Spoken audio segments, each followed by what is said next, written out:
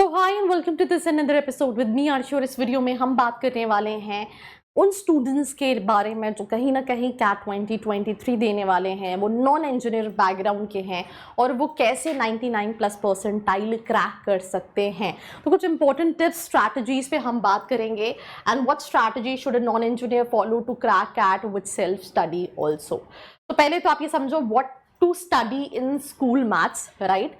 Arithmetic में, क्योंकि आप एक चीज समझो कि यहाँ पे नॉन इंजीनियर दिया हुआ है। नॉन इंजीनियर मींस आपकी मैथ्स कहीं ना कहीं वीक होगी और मैंने ज़्यादातर नॉन इंजीनियर्स को देखा है कि वो उसी सेक्शन में ही कहीं ना कहीं स्ट्रगल कर रहे होते हैं।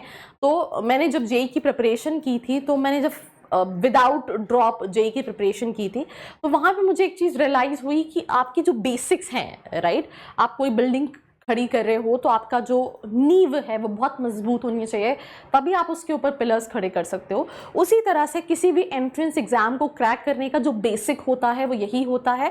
तर आपका जो बेस है वो काफ़ी स्ट्रॉन्ग होना चाहिए, आपकी बेसिक्स बहुत स्ट्रॉन्ग होनी चाहिए।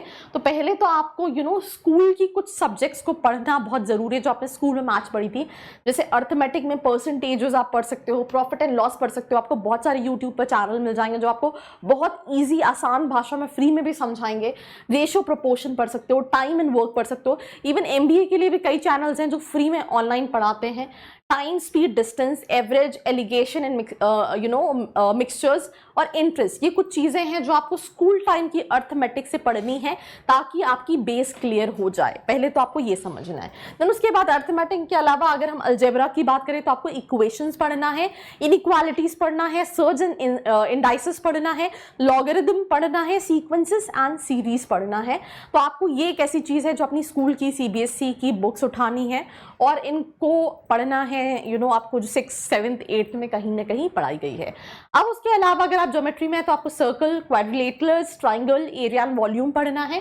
नंबर थ्योरी की बात करें, rational, irrational numbers, HCF, LCM, factors, reminders. मुझे ऐसा लग रहा है कि कुछ नाम तो सुने पर मेरी भी ऊपर से कहीं मतलब पढ़े तो हमने भी सब है, पर बहुत टाइम हो जाता है तो इंसान कहीं ना कहीं भूल जाता है जो प्रोसेस होती है। तो पहले तो अगर आप कैट की प्रिपरेशन कर रहे हो और आप नॉन इंजीनियर हो, ये सबसे डिफिकल्ट सेक्शन होता है स्टूडेंट्स के लिए। मैथ्स में वो ज़्यादा सफ़र कर रहे होते हैं, तो आपको ये स्कूल की बुक्स उठानी है और उसकी पढ़ाई करनी है। अब how to plan to score 99+ percentile. सबसे पहली चीज़ कि अपने वीकनेस को ओवरकम करना। इसीलिए मैंने शुरू में आपको क्या बताया कि अपनी स्कूल की चीज़ें उठा के अपने बेसिक्स को क्लियर करना है। 1 से 2 महीने revisiting school maths class 6 to 10, ताकि आपका फाउंडेशन जो है वो क्लियर हो जाए और उसके ऊपर आपको इमारत खड़ी करने में कम टाइम लगे। तो इन शॉर्ट पहली स्ट्रैटेजी तो ये है। दूसरी स्ट्रैटेजी है प्लेइंग ऑन स्ट्रेंथ। तो जहां आपने दो की जगह आप 3 महीना भी कर सकते हो, जहां पे आपने अपने वीक सेगमेंट्स पे काम किया, बेसिक फाउंडेशन पे काम किया।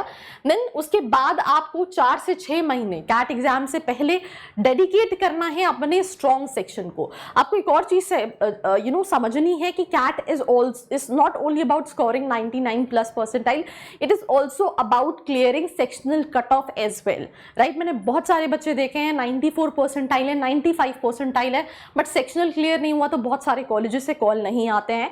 तो आपको सेक्शनल हर सेक्शन में भी क्लियर करना है और एक ओवरऑल परसेंटाइल को भी कहीं ना कहीं लेकर आना है। तो overcoming weaknesses, playing on your strength, that is something which plays a very important role.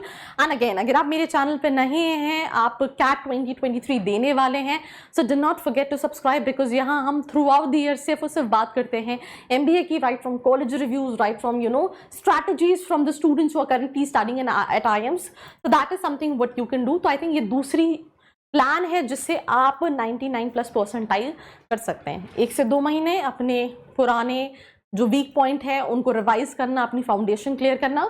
और जो दूसरी चीज़ है कि आपको 4 से 6 महीने अपने स्ट्रॉन्ग एरियाज जो बाकी सेक्शंस हैं उनको कवर करने में देना चाहिए। देन उसके बाद learning best method, see guidance from good teachers, mentors, right.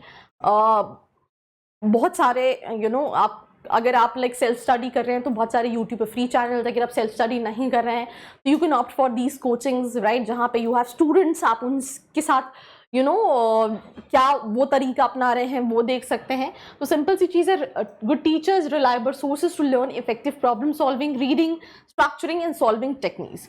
उसके साथ साथ जो बहुत इंपॉर्टेंट चीज़ है, जो आई थिंक मैंने बहुत सारे स्टूडेंट्स के इंटरव्यू लिए हैं, जो IIM अहमदाबाद में है, बैंगलोर में है, कैलकाटा में है, FMS दिल्ली जैसे कॉलेजेस में है, JBIMS जैसे कॉलेज में है, और उन सब ने इस चीज़ को ब्रह्मास्त्र माना है कैट के लिए, दैट इज मॉक्स, राइट।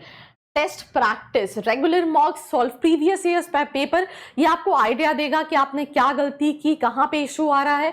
आप उस पर वर्कआउट करोगे, दोबारा मॉक दोगे, फिर वहां से अपनी प्रॉब्लम्स को एनालाइज करोगे, फिर दोबारा मॉक दोगे। तो भाई यही एक ऐसी चीज़ है जो आपकी नैया पार लगा सकती है अपने ड्रीम बी स्कूल्स में जाने के लिए, right. And I think her student के लिए individual strategies होती हैं when it comes to preparation.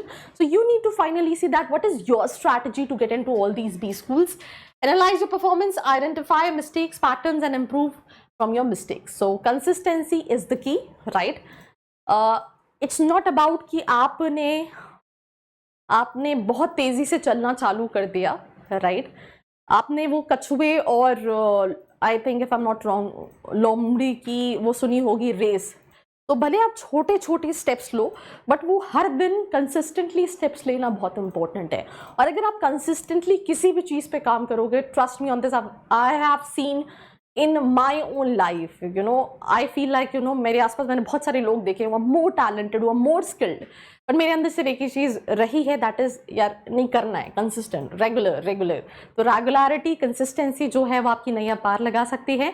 So that was the motivation of the day, and that's all about this episode. Do share this video with your friends, and for more such video like this, do not forget to like, share and subscribe. I hope you liked this video. For more such videos, keep watching our channel. And do not forget to like, share and subscribe.